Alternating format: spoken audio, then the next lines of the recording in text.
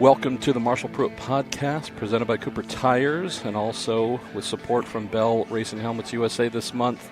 We are here May 12th. This would be the second day of on-track activity here at Indianapolis Motor Speedway. We have just completed the Grand Prix of Indianapolis. Mr. Mike Hull, Managing Director of Chip Ganassi Racing. That Scott Dixon guy of yours, 18th to 2nd. I'm sure you have to be disappointed. I mean, you left one on the board there. Yeah, we did leave one on the board, but it was nice. Chip is in Kansas for the NASCAR race and got a text just as we crossed the start-finish line, so he was obviously watching television there, and said, that's like winning today, considering where we started. And I said to one of the journalists earlier today that we'd hired a real estate agent because we were starting the race in another county, and that's the way it felt. But you know what? We were terrible on Friday, which was the practice qualifying day. We couldn't create compliance at all. And last night, Scott and the engineers worked really, really hard, and we changed everything on the car that you could conceivably change to try to create grip for us and try to balance that with aero. And went out in the warm-up this morning and decided to do a long run just to make sure it worked once the balance check was right, which it was. And so we ran to work on fuel as well as on consistency for the entire time in the warm-up this morning, and it paid off in the race. So I think we expected to see Dixon move forward, right? When you're starting 18th and you're a four-time champ, not surprised to see Dixie go forward. Tell us a little bit about the assistance, either strategy-wise, whether to be on the Firestone Blacks, the Firestone Reds, because on top of just driving really hard, he obviously needed you all in pit lane to definitely assist in the ride. Well, with 85 laps in the race and the kind of fuel mileage you normally make, the windows, what we call the windows, were big windows. So what that does is that allows you to stop when you can find the most open track position. So we got to lap, we stopped on 13, which is early. Yeah, definitely. A lot of people went to 23, 24, 25. But you're trying to open up windows to give yourself on the options. Racetrack. Yeah. So when you leave the pit lane, you want the most advantageous track advantage you can have there, and you want your driver to go out and drive like it's a qualifying lap for as many laps as he can before he finds traffic.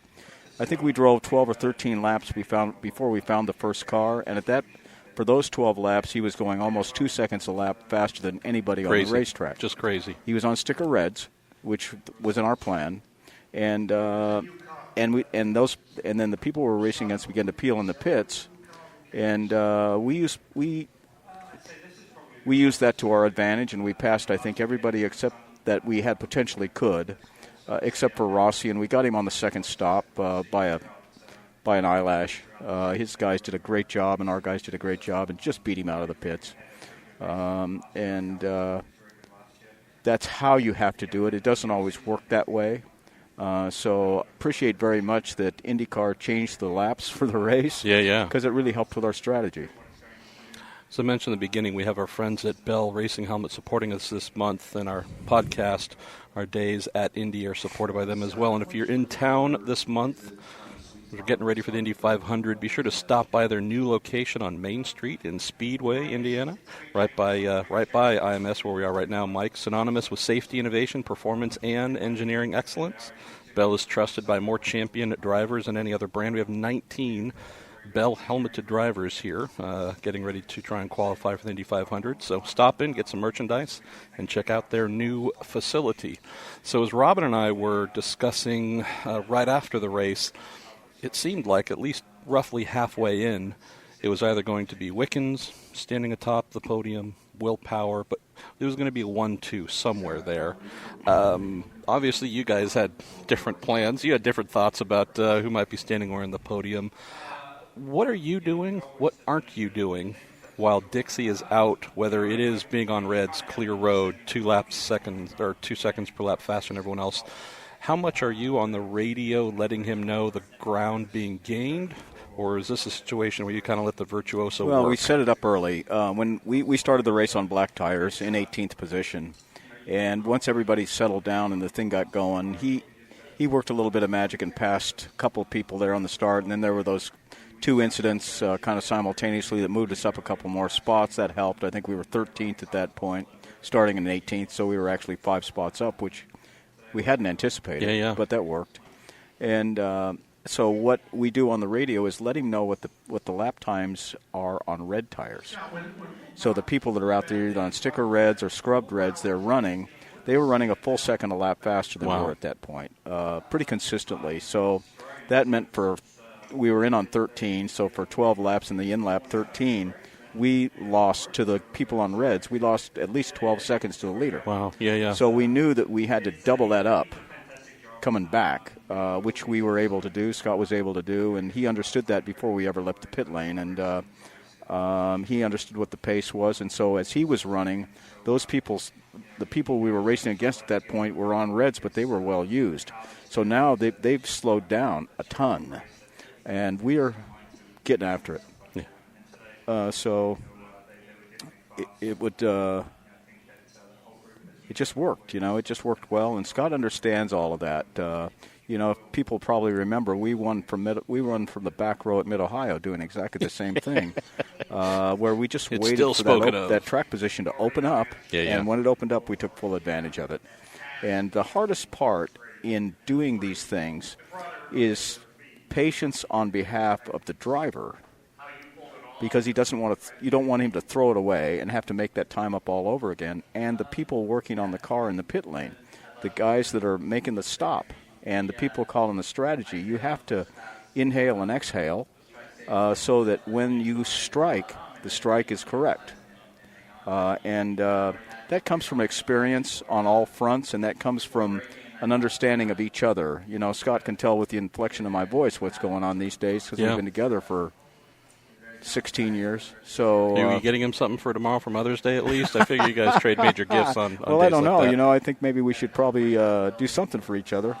But it's just great when it works. And this year it hasn't worked well for us. We've had some, by our standards, not the greatest races.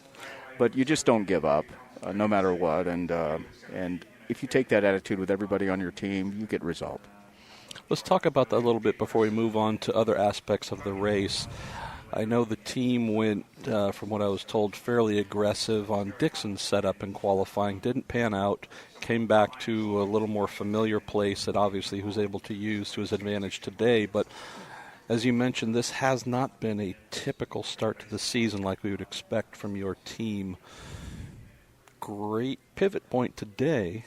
But is there anything you've seen in the start of the season that makes you think here's a trend we should be concerned about, or is this just oddity? You know what? We've had slow starts in the past, and we've worked our way toward the heavens from there. It's St. Pete. We had some misfortune on the racetrack, and we kind of made some of that back, and it was okay.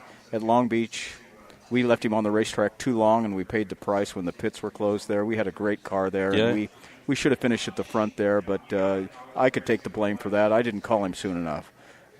He was doing his part, and I think I was probably too greedy when it came to wanting to take full advantage of the racetrack, because at that point we had open track position, and we were trying to get the most out of it, but we probably should have come a lap after everybody else stopped, and we held on for another lap at the end, and we paid the price for that. At Phoenix, we had a decent race. It wasn't probably the best, but it wasn't the worst. It was okay. Sure. And Barber was kind of that rain thing. We were on a one-stop strategy there, and so was Bourdais, and we could not believe that other people weren't doing that with the laps remaining when we started running the next day, because you didn't even have to work to make mileage to make it a one-stop strategy. So we had already pitted, and it started raining. So everybody that was going to have to come in front of us came for rains, and we had to come for rains at that point. I think we were fifth behind them. We ended up fifth or sixth. We would have been second. So that's just the luck of the draw, I guess. So I don't know. I think today was a good race for us. We got the most out of it. Our people just worked really, really hard to be prepared today in all areas and all aspects. And they didn't make mistakes, and Scott didn't make mistakes today, and that's what really is rewarding when you get it right. One of the first things you did after the race, walking towards victory lane, where the top three finishers were, obviously including Dixon, is you saw Roger Penske and went and congratulated him on 200 wins. Yeah. You've always been very open in the fact that, yes, you represent Chip Ganassi Racing, in this instance, different engine manufacturer and such, but that has never stopped you from paying respect to those who achieve like Roger. Tell us just thoughts about someone who I know you respect, but also you love the ability to compete against him enriches you and your organization so much.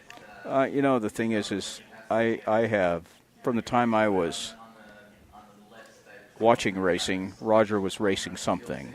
And I always had such great admiration for how he managed winning and how he drove his people to win with dignity, respect, and integrity. And I think that's really, really important. I think that's a lesson that should be learned by everybody in motor racing. And I think having the staying power that he has represents that quite well. And what's really great about him for me is that when we finish in front of him, he will come and find me and shake my hand before he becomes a memory going wherever he's going next in his life, And I was in victory lane to talk to Scott and walked out, and I knew he wasn't in there. Roger wasn't in there, and I knew he was coming, so I waited. And he turned up and certainly congratulated him for what his team accomplished today, because I don't know in my lifetime I'll be able to truly understand the ramification of what he has done for IndyCar racing. The generation behind me or behind them, my kids probably will, because I don't know that any of us, any team, will ever accomplish that over the generations that he's managed to do. Let's close on a couple items. We have Will Power winning his third Indy Grand Prix out of the 5 so far. We have Robert Wickens continuing to, I don't want to say make other teams regret that they didn't hire him, but realize that, this was a diamond that was waiting to be discovered. Share some thoughts about Power. Obviously, Dixon put him under intense pressure, wanted to get by him, but thoughts about the quality that he continues to demonstrate now so many years into his career, and also the fact that, man, if there's a guy who really just needed a win, it seemed like he was definitely on that list. Well, I don't know. I think that Scott Dixon needed a win, so Will should have pulled over for us. Well, fair enough. We'll talk to him in a minute. But I've been impressed with Will Power since the first time that I watched him drive. He's got such a great sense about what goes on with his car. He knows with probably on a given day might be a hard car to drive. He knows the limits of that race car, and he gets the most out of it for an entire run. I'm not surprised that he wins, and he wins with flair. It's never there's never a boring Will Power win. That's a great point. It's like watching the Three Musketeers in one guy. It's like watching some sword fighter go out there and do it the right way. He's fun to watch. And I know Scott has a great deal of respect for him. And he works really, really hard when he's around him, and I think that they respect each other on the racetrack. I know they do. And when you're lucky enough to be in the same racing against him in the same race, I think that says a lot. That's a testament to the quality of your driver and your team, because he's one of the best that's ever driven an IndyCar. Your young driver, Ed Jones, was having a pretty good day. Obviously, cut tire late in the race, or later in the race, really torpedoed his chances. What do you think about this Schmidt-Peterson I'm doing air quotes, rookie here. He is a rookie, and technically a rookie. He hasn't done this at most of these tracks before, especially in an IndyCar. But boy, this guy is looking like he has if his future isn't already bright, man, I can't wait to see him next year. Robert Wickens, absolutely. Yeah, okay. Ed Jones, too. I'm not okay. downplaying I Ed, think just we got Robert on the Wickens podium has done here. it the right way before he got to IndyCar racing. I've said this, I think I've been quoted maybe to you, I'm not sure who it's been, and I've said it more than once. I feel like a North American race driver should go to Europe. And that driver, in their formative years, should race in Europe in a competitive series, in a competitive atmosphere, because if you've been there and you see how young people race in that system there,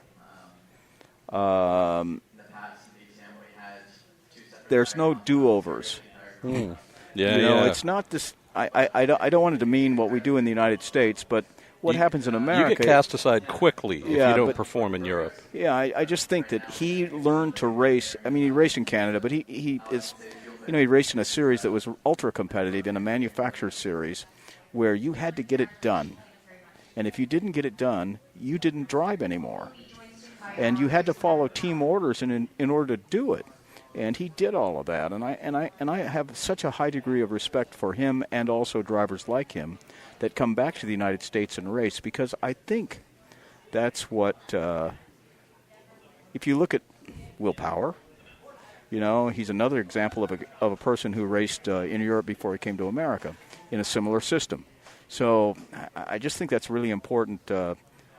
If a driver can find a way to get to Europe, he or she should. Absolutely.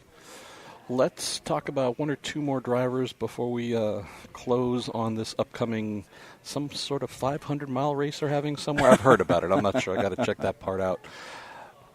This guy who loves climbing into twin-turbo V6-powered Ford GTs under the Chip Ganassi banner, and Sebastian Bourdais. Obviously, Seb had I would say, a strong day. He qualified third, finished fourth, was able to run second for a little bit in the early going. It comes to mind when you see someone like Seb, maybe not so much him, because his talent, but the fact that here we are almost week in, week out.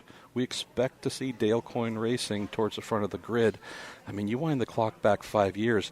These are words we would never mention. That to me is one of the great stories of the year so far. What do you think about one of the proverbial minnows continuing to show that, hey, no, take us seriously?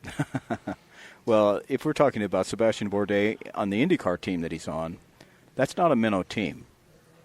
All you have to do is walk behind that timing stand and look at the engineering prowess that's standing on that stand to know how serious Dale Coyne is about IndyCar racing these days. The payroll on that timing stand is big, and he has proper support for Sebastian. And in Sebastian, they have a driver that has, we know now for a fact, because he drives our Ford GT and does a great job with it, that he's the package. He's the package. And he has directed enthusiasm to get it done. And what I really like about him as a driver is, and from the very first day he was in the GT car, he comes right in and tells you what's wrong with the car. Oh, yeah, he gives you the business right away. He doesn't mince any words. And so what's really great about that is you can get the job done quickly. You can get on to other things. When he tells you the brakes aren't right, or the car doesn't turn, or the arrow is wrong, or you could go down this laundry list of items to improve the car, and he will immediately and in detail tell you how to make your car better, and he's not afraid to do it. And he's not afraid to stamp on toes to do it, and I like that a lot, because we have drivers like that, and we have people with thick skins, but they have ears. And when you have that combination of people working for you, you can get a lot done. So I'm not as surprised what he's doing today with Dale's team, and I applaud Dale for what he's doing. Let's close on today's performances with obviously part of the winning team, but I particularly delighted in seeing Helio Castroneves finish sixth, knowing that, he's done a little bit of testing and whatnot. He hasn't been, last time he raced in IndyCar, it was a beautiful September in Sonoma. Mm-hmm. Newgarden, a little bit of adversity, tried an over-optimistic pass. It didn't work out. Simon got spun on the first lap. So, again, I know that obviously he had a little bit of help with some teams falling back, but still have to imagine there's a little bit of a smile seeing that, yeah, Elio's a full-timer in sports cars, but nice to the old man can come back and finish with the top 6. Well, I agree with that. You know what? I don't know that he's ever had a bad day. At least a bad hair day. He's never had one of those. Yeah, no, I don't know about the hair part, but and I've never seen that out of place either. I like people that have his kind of attitude. I like that positive attitude. On the worst day in the world, when he gets out of the car, if it's a smoking mess, and he steps out of what's left of it, he still applauds everybody around him and his fellow competitors. And there was one day in Edmonton where maybe he had a little, Charles Burns might have. That was with us, actually. He was upset with us. Okay, fair and I got into it with Cindric that day, too. And I don't know. That took us a while to heal that one. I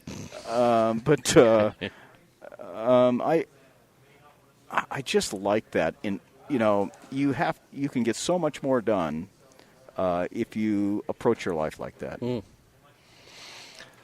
Let's close, Mike, on what is coming up. I mean, it's way too early to start previewing the Indy 500 and who's going to win and all that kind of stuff. But we are here Saturday evening after the Indy GP. Cars will be on track. First day of practice on Tuesday.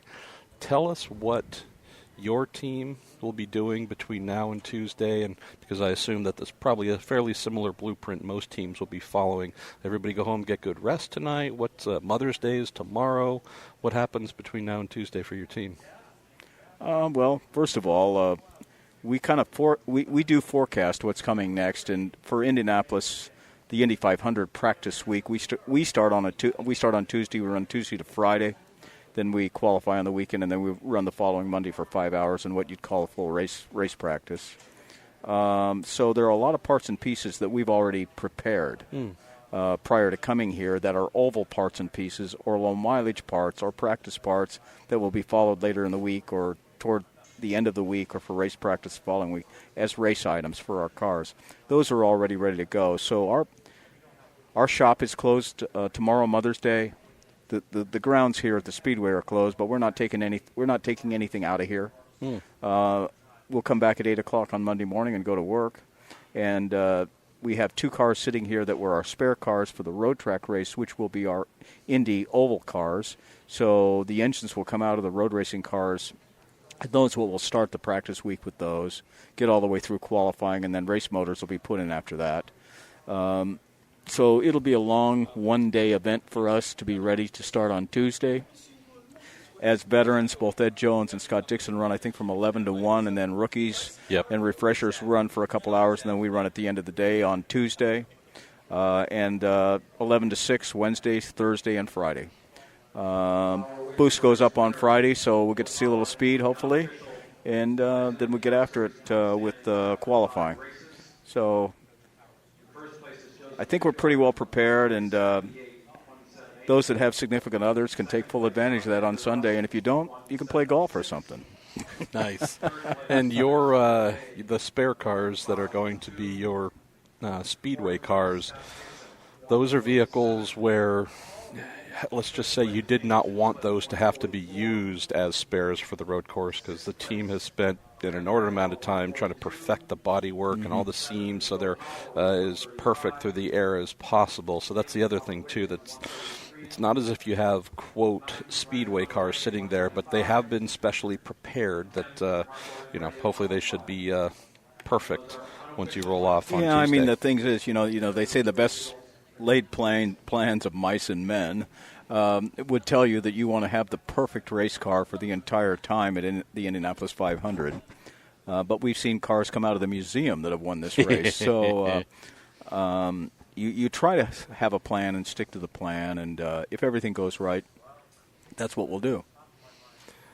Mike Hull, thank you, my friend, for joining me for the May 12 edition of The Day at Indy on the Marshall Pruett Podcast, presented by Cooper Tires and supported this month great to by be with Bell you guys, and get so many positive comments about what you do, Marshall. So thank you. Oh, for don't what you start that silliness, Mike. Come on now.